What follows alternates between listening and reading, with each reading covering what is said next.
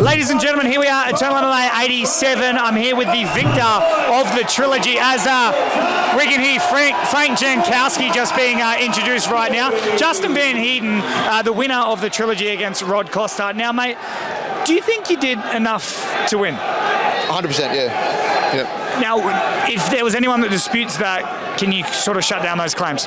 Yeah, obviously, there's going to be moments in the fight that, Rod had some success. Obviously, he got some positional sort of points and success. But I think for the most part, if we're looking at the criteria and everything, I think I did more to win. I'm pretty confident I won at least 2 rounds. I can see someone scoring the second round to him because he ended up on my back, and it was Rod Costa's on your back. Like, that's a pretty fucking shit place to be. But the state of his face should tell you that I won that fight. So, how does it feel to kind of get the monkey off your back? Of course, George Mangos, you were on a roll. Okay, you're back home, which is great. But that loss is now done. We're back in the winning column. Yeah, obviously. I mean, coming off a loss is always, a loss is just shit. But they're like, I like to think I've always used them as motivators to push myself to that next level and keep improving. So, like I spoke about in the lead up to this, the last time I lost, I went an absolute tear and went levels better, and I feel like this time around I'm going to do the same thing.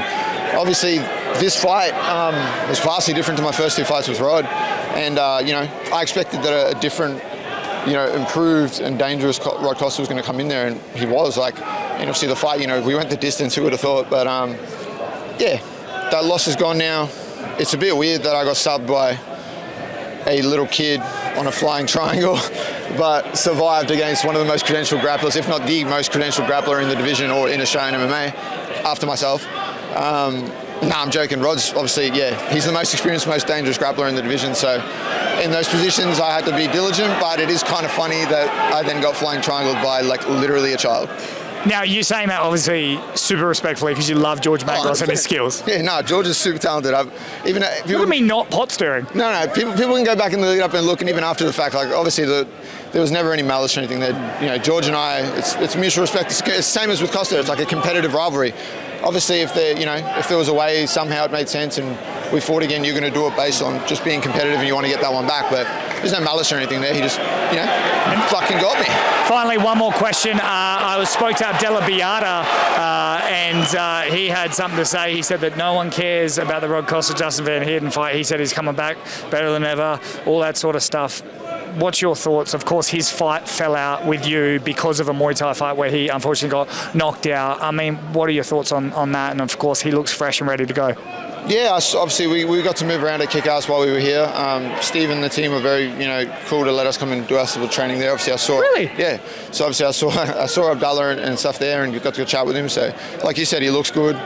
He looks fresh. He looks back. So I think like he was moving around. He's doing stuff, sparring, all sorts. So. Mate, I'm building my whole brand around that rivalry. Yeah, don't go be friends. I don't know. Yeah, I don't know what to tell you, bro. But But yeah, he's he's got that look in his eye again that I saw before.